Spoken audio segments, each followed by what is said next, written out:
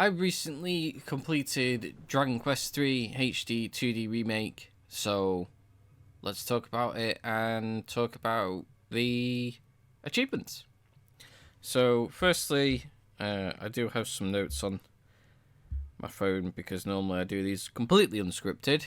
I want to try and make it a bit more, get my thoughts across a bit better. So, we're going to start off by talking about the story. So,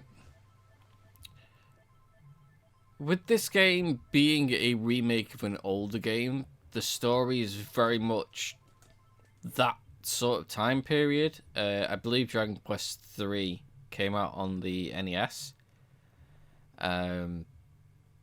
So the story is kind of like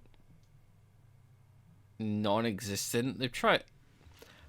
I think they've tried to change bits to try to make it flow a bit better, but it's basically like, off you go on a quest, and then there's like, oh, here's a bad guy, sort of thing. It's not bad by any means. It's just more of a... It's that sort of time period of gaming where the story's kind of like... It's there, but it's not like as detailed as like a modern game is. It's... Yeah, it's kind of like one of those where it's like... just trying to think. It's just not something that's modern, which it's not a bad thing. It's not a good thing. It's just kind of there. For me, having gone into this game, having never finished a Dragon Quest game, I played a couple, and not particularly gotten very far with them, but like this is the first one that I've actually finished. The story for its time is pretty... It's okay. I know a lot of people really like the story for the Dragon Quest games. Whether that's like nostalgia or anything like that, I don't know. But for me personally, it was just okay. Music, again, you can tell that it's sort of that time period where there's maybe half a dozen different soundtracks that's being used, rather than like, oh, it's a new area, so new soundtrack. It's kind of like you hear the same sort of music in different areas. It's not bad by any means. Like, it's a good soundtrack. It's just you will hear the same sort of music whenever you go into a dungeon, or whenever you're in town. It'll be the same music that's playing in the background. The theme song's iconic though. I do like the theme song for Dragon Quest. Gameplay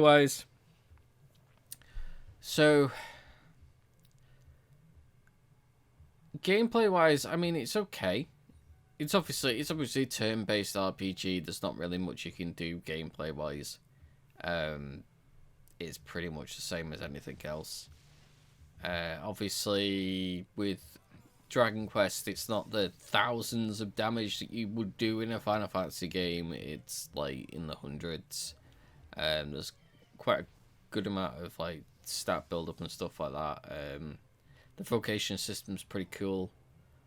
And then like building your character up to a certain point and then resetting them and then coming back stronger than they were before. So doing that multiple times makes your character stronger. That's pretty neat. But yeah, and there's quite a big arsenal of spells and abilities to use. However, I spent quite a lot of the game, because obviously I was going through all the achievements,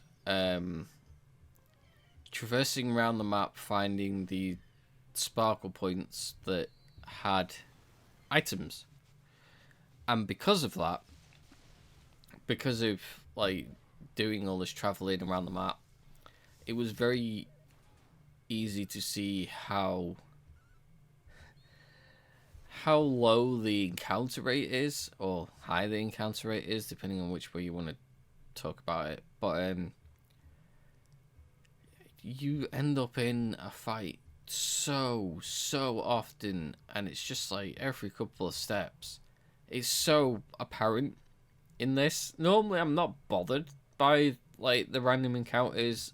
I'm quite happy to do random encounters, but like when you're walking around the map so much, and it's like every sort of 5 to 10 steps, you get into a fight with something, and then it's just constant fighting and fighting and fighting, and it's just gets to a point where it's just like not really making much progress here.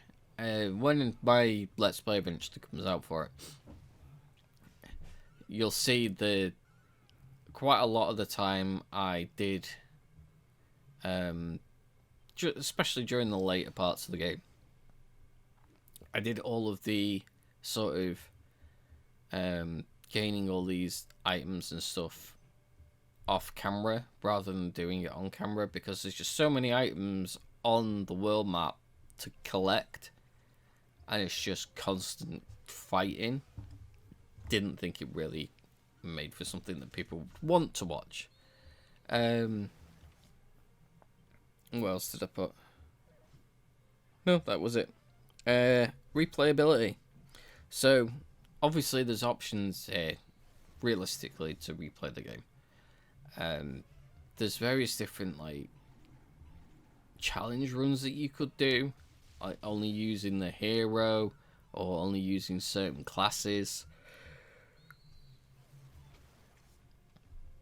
You could obviously do a hardcore run as well, sort of similar to like a Pokemon Nuzlocke, where if the character dies, they're dead, sort of thing. So there is options to have the replayability for the game if you want to go back and like play the game over and over. There's obviously a post game as well.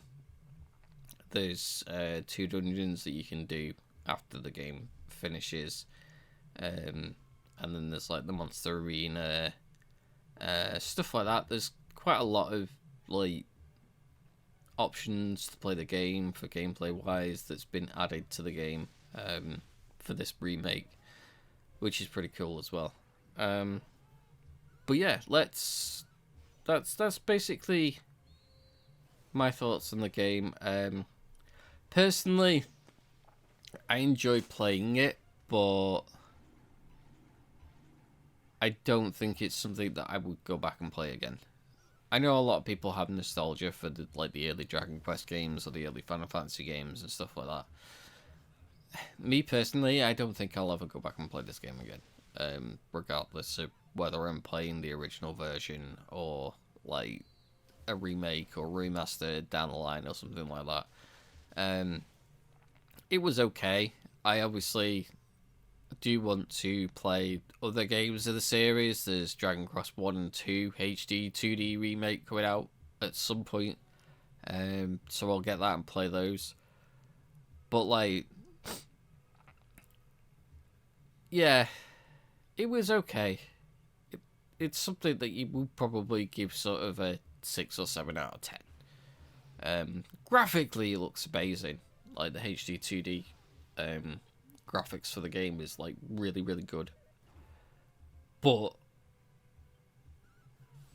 yeah, it's kind of it's good. It's not great, which is why it's like a 6/7. I personally hate scoring for reviews. Quite a lot of games that are good tend to get like 7s and 8s rather than a 6 being a good, which it kind of should be. 5 should be average, and you get quite a lot of games that are average being like 7s because of the review system, and it's just like but yeah, as far as I'm concerned, Dragon Quest 3 HD-2D Remake is kind of like it's a 6 to 7 out of 10. It's good, but it's not great. So yeah, let's talk about the achievements. So I've got the achievements here in the background. My Xbox has gone into standby mode. There we go. So the achievement's pretty much easy. There is various different ways to do this quicker. Playing on Draki difficulty means your characters won't ever die. They will always have at least 1 HP. So you could literally do that and just plow straight through the game. It doesn't stop you from getting any of the achievements.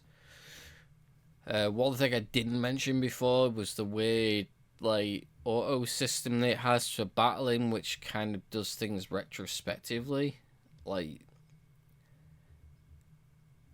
You would think that it would select the moves and then do the moves, rather than it'll get to a point where if, say, there's 4 enemies on the screen, it will use an attack that will attack all 4 enemies regardless of MP and stuff. But if there's only 1 enemy on the screen and it's like your third party member, then they will use a single attack rather than using a multi-attack. And it's kind of like, it's not how the battle system works. Pokemon does a similar thing, like the old Pokemon games, where you'll do an attack and they'll use a potion, and the potion's supposed to go first. They're not supposed to know that you've attacked, sort of thing. It's really weird the way that Dragon Quest does the same thing. So yeah, achievements. So you would get the first achievement for adding someone to the party for the first time. Obviously, that's something that you want to do to help you finish the game anyway. Leave all your hand, that's pretty much story related. Shrine of Promise, story related. Defeating Robin Hood, story related. This one, once you defeat Robin Hood, you get the chance to become king of Romaria, which you could accept, and then you can talk to the king and tell him you don't want to be king anymore, and he takes the crown back. So the curse on Norvik is the fairies have placed a curse on this town because the daughter of the fairy queen has gone off with a human, and you basically break it. Water for being ripped off. So there's a town where you can buy items and stuff for above market price for whatever reason. If you decide you want to do that, it gives you an achievement. Awarded for enjoying your puff puff. You go to that same town at night and you can have a puff puff, whatever that is. Ripper of the Rift is the boss for the pyramid. Also in the pyramid, if you go into the basement and then escape, you can get the gold claws. Basically, once you pick up the gold claws in the basement of the pyramid, you get cursed, and it gives you a fight like every 3 or 4 steps, which is a pain, but pardon me, easily doable. Rewarded for opening 100 treasure chests. That'll come with time if you're making sure that you're following a guide or whatever for where all the treasure chests are. There's also like nose for treasure ability, so you can use that and it will tell you if there's any treasure on the map still, so you can have a good look round for it. Robin Hood comes back again a bit later on. Beat him again. As I mentioned before, the vocation system, you can change vocations to reset your stats and then build them back up again. You build them up stronger than they were before, so you can kind of get a more well-balanced party. Metal Slime or Liquid Metal Slime. These enemies are basically for experience. If you fight a Metal Slime or a Liquid Metal Slime, they've got maximum defense. You'll only do 1 damage whenever you hit them, but they've only got like 2 or 3 HP. So defeating them, they do run away like immediately, but defeating them nets you quite a lot of experience. So they're normally worth going for. Obtain the Sage vocation. There's an optional dungeon called the Tower of Transcendence. Completing this dungeon will get you the Words of Wisdom item, which allows you to change into the Sage vocation, which is kind of a mix between, well, it is a mix between Mage and Priest, so you get both. Magics from both vocations. The ship is story related. Rewarded for interacting with 100 sparkly spots on the world map. There's literally like 300 or so of these. There's so many. They do play a part in getting another achievement a bit further on. 100,000 gold coins is enough. That's not all at once, it's cumulative, so you can spend money and then, yeah. Awarded for defeating the Dying Fires. Awarded for defeating the Chiromancer. Orochi, they're all story related. Defeating the boss troll that's disguised itself as Minosa's ruler, again, story related. Garboyle, story related. Awarded for reviving Ramia. That is the Everbird. It's like a form of transport late in the game. Again, story related. Defeating Baramos, story related. Setting foot in Alefgard, it's story related. Awarded for reviving yourself at a church for the first time. If all your party members die rather than giving you a game over, you can spend half of your gold to revive yourself at a church.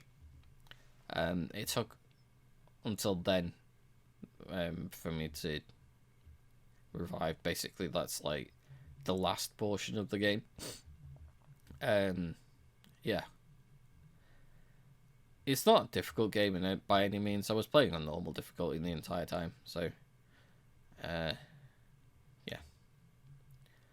Awarded for winning 1,000 battles. So, I mean,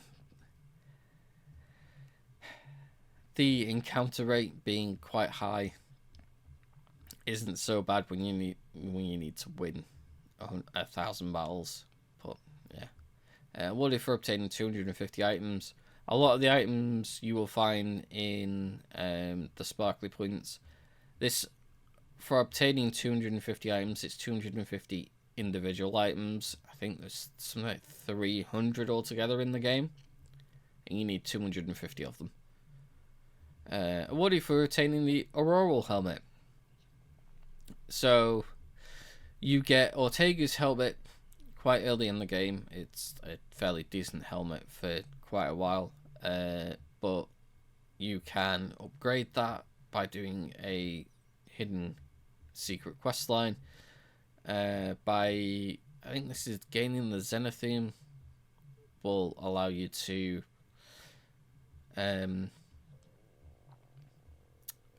upgrade Ortega's helmet to the Auroral helmet, which is, I believe, the best helmet for the hero, possibly, until like end game stuff.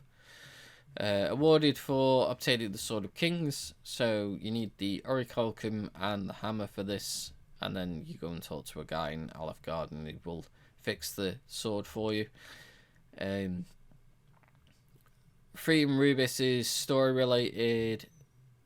The Rainbow Bridge is story related, and obviously completing the story is story related.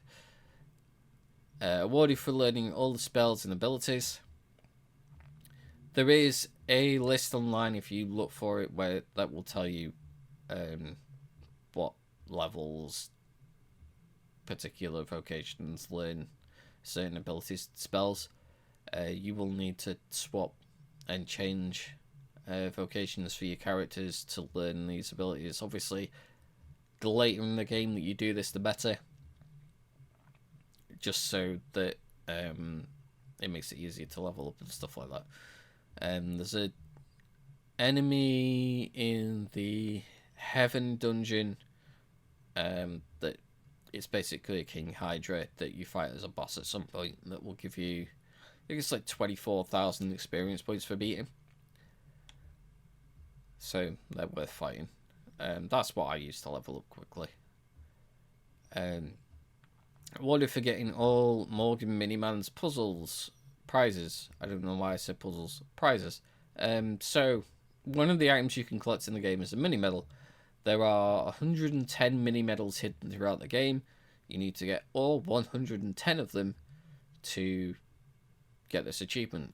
None of the mini medals are missable, so you can literally go through the game after you've finished it and collect all 110 if that's what you want to do, or you can collect them as you go along, which is what I did. Awarded for rescuing all friendly monsters. So one of the things that was added to the remake was the Monster Wrangler job. The Monster Wrangler job allows you to recruit friendly monsters for the monster arena. I would recommend having the Monster Wrangler job on one of your characters the entire time, if it's possible, because it allows you to recruit these monsters definitely each time. Otherwise, the monsters have a chance of running away if they hear you coming, or if they smell you coming, or if they see you coming. So you need to use like items and stuff to be able to get those, or abilities like Padfoot, so that you can't be heard, or Fading Jenny, so you can't be seen. These monsters are all in the overworld. They're not in battles or anything like that. You will see them in the overworld. You just literally go over to them, talk to them. Awarded for obtaining the Grand Medal. This is for defeating the second super boss that's at the end of the Temple of Trials. To unlock the Temple of Trials, you need to defeat the first super boss and ask for the Temple of Trials to be unlocked as a wish. It's like it's a hidden secret option at the bottom of his list. You ask for that, and you can go and do the Temple of Trials, and then you have to fight this boss. You have to defeat that boss in under 25 turns in order to get this achievement. Awarded for winning rank 11 in the Monster Arena tournament. Obviously, there are 11 ranks in the Monster Arena. You can only do 9 ranks in the Monster Arena until you ask the first super boss Zenlon for a wish to unlock the last 2 ranks. They're fairly easy to do, and you can use like Metal Slime and Liquid Metal Slime and whatever you want as a third monster. It's not difficult, and the Draki difficulty will also help with that. If you decide you want to do that, use the Draki difficulty, you can do that. Awarded for filling up the defeating monster list. This is just a bestiary. You have to defeat every single monster. No one is missable. So if you miss something, you can go back and get it at any point. And the last 2 obviously are connected, but Farewell Mortal is awarded for having Zenlon grant every one of your wishes. I can't remember how many wishes he had, but after you select, there's a book that you select. I think it's Big Buns and Guns or something like that, or Buns and Guns. After you select that, he will have another wish that you can get. It's more Buns and Guns or something like that, which allows you to have the Sage Rocation as many times as you want on any of the characters. That should be the last one that you get, unless you get them in a different order. But yeah, get all of his wishes, defeat him like half a dozen times. The first wish you get, you can get for defeating him in the 35 turns. Second wish is 25 turns, and then every wish after that you have to defeat him in under 15 turns to unlock. I think the quickest I managed to do it was in 10 turns. But yeah, after you get that one, you get A Legend is Born achievement for unlocking all other achievements in the game. Achievement wise, this is a very easy list. It's not difficult in the slightest. If you decide that you want to go for the full achievements for the game, you can do that. It's very, very easy. Nothing's missable. The hardest achievements, if you put the difficulty level down to Draki, where you can't die, it's a given. You can get them very easily without even trying, really. Like, it's super easy list. Super easy list. Time consuming.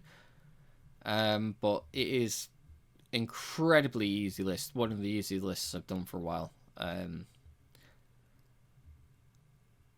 But yeah, that was my review / achievement talk about Dragon Quest 3 HD-2D Remake.